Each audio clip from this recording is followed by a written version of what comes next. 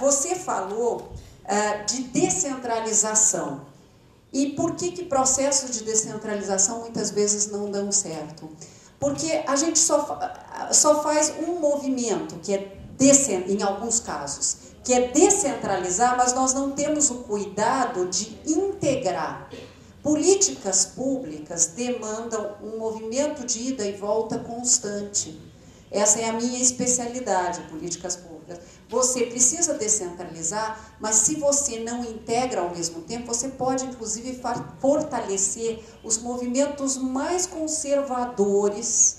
Por quê? Porque como não houve um processo de educação para a cidadania, como você bem colocou, você acaba tendo o direito da maioria naquela localidade com desrespeito profundo aos direitos das minorias em outros casos. O desafio da democracia é olhar para as duas coisas, maioria com respeito aos direitos das minorias. E isso demanda um esforço de integração constante. Ir para o local, identificar prioridades, olhar para o nacional e até para o global, como você colocou bem, trazer o global para o local e voltar do local para o global.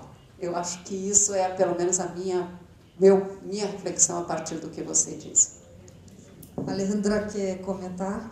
Sí, yo muy brevemente coincido con las dos apreciaciones que hace la secretaria y poniendo énfasis en esto que tú traías de llevar las políticas o subirlas a la montaña o bajarlas en función, ¿no? Pero de llevar las políticas públicas y educativas. Yo creo que el gran desafío que tenemos, y no está resuelto, al menos en nuestro país todavía, hay intentos, ¿no? Pero no está resuelto, es esto de no perder la integración, la integralidad. Cuando uno descentraliza o los estados descentralizan, a veces se quedan con muy poco, le pasa a nuestro ministerio. Nuestro Ministerio de Educación es un ministerio sin escuelas, así lo llamamos, porque prácticamente todas las tareas educativas a nivel central se han perdido en la descentralización y han quedado simplemente aspectos vinculados al control y algunos temas administrativos. Pero el verdadero poder, entre comillas, decisorio, muchas veces está o en la provincia o hasta en los mismos municipios. Entonces, descentralizar no significa perder integración, perder esa vuelta importante, y al mismo tiempo respetar la diversidad que tiene cada espaço local. Eu queria só fazer uma pergunta, secretária. Eu fiquei curiosa para saber, assim, a senhora tem, dentro da sua, enfim, tarefa diária, né, como administradora, enfim, administrando uma secretaria, a senhora tem condições, eu digo condições práticas, operacionais, de colocar essa teoria em prática de alguma forma, em algum momento terá? Sim e não, porque eu lido majoritariamente com crianças até 14 anos, né? Existem algumas competências que precisam ser desenvolvidas, porque mesmo para ser capaz de integrar, uma criança precisa aprender a ler bem, dominar bem a escrita, a leitura, saber fazer contas, que é uma boa parte do tempo escolar inicial. E eu tenho muito medo de se dar um peso para a questão da formar cidadãos equivocado. Deixa eu me fazer mais clara. É muito desafiador ensinar uma criança que não lê a ler. E essa competência é fundamental para que ele se torne um cidadão autônomo, que não dependa dos seus mestres, que possa consultar suas próprias fontes sozinho.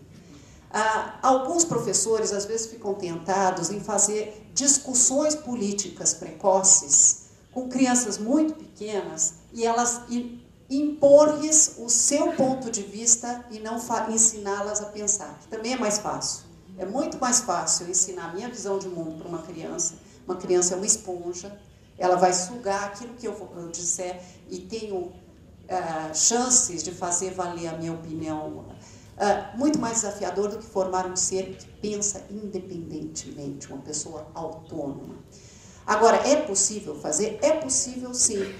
Esse olhar diferenciado e integrador que eu estou falando é, por exemplo, olhar diferentemente para o jovem que está na área do narcotráfico em relação ao jovem que está num bairro de classe média. Essa integração das disciplinas, os temas transversais, que são alguns temas que o Ministério da Educação estabeleceu aqui no Brasil no final da década de 90, que deveriam ser trabalhados em todas as disciplinas, integrando esforços, podem ser trabalhados. E para pôr mais simples, no começo desse ano letivo, nós fizemos uma revisão geral de português e matemática. Nessa reunião, o professor de educação física trabalhou português e matemática adaptado à sua disciplina, o professor de artes trabalhando o quê? Competência leitora, de interpretação de texto, de reflexão autônoma. Quer dizer, é viável de ser feito desde que se considere esse qualificativo. A função do professor não é repassar a sua visão de mundo, é ensinar a pensar. Eu tinha uma outra pergunta, posso? Aí, assim, eu queria até, de repente, se a senhora pudesse também responder, porque é uma pergunta que eu tenho lido muito a respeito da cooperação, parceria privada e pública nesse setor educacional. E há alguns escritores, alguns autores que fazem, digamos assim, refletem de maneira diferente com relação à educação, em relação ao desenvolvimento econômico. Quer dizer, que seria assim, não seria tanto a base do desenvolvimento econômico. Por quê? Muitos deles defendem que não se deve dar uma educação generalizada para todo mundo, quer dizer, a educação formal seria para quem quer, e que sim, a educação técnica seria a base para o desenvolvimento. E eu queria saber a opinião de vocês que estão linkadas à educação, o que acham disso, quer dizer, educação formal ou técnica? Comenzar por Alejandra. En nuestro país esa es la pregunta del millón.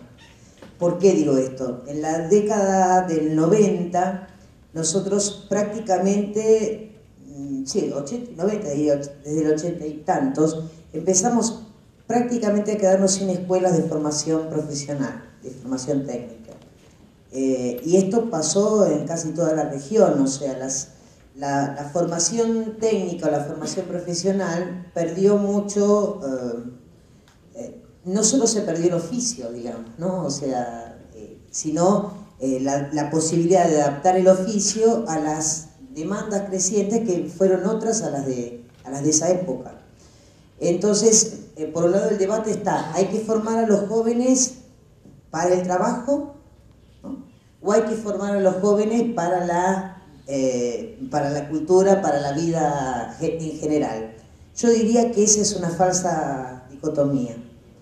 Yo creo que, y apuesto en términos de la integralidad, a que hay que formar a un sujeto que pueda ser un trabajador el día de mañana, que pueda sentirse capaz de ser ciudadano y de defender su lugar en el mundo, digamos, de construir su proyecto de vida. E para isso hace falta os dois componentes, o econômico e o de formação e o cultural. Eu queria ouvir o Jonas. Jonas, o que você acha? Você acha que é mais importante você aprender a vida tecnicamente ou você dá mais valor ao cultural, enfim, a toda essa formação básica que você tem na escola?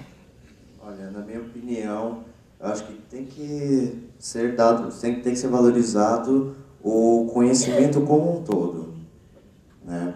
Porque a questão técnica, para mim, é muito relacionada a necessidades básicas. Acho que isso aí se explica muito também pela evasão dos jovens, que muitos jovens vão trabalhar, né? Saem da escola e vão trabalhar, ou seja, ele abandona um conhecimento, seja o conhecimento didático, cultural, ele abandona para simplesmente sobreviver.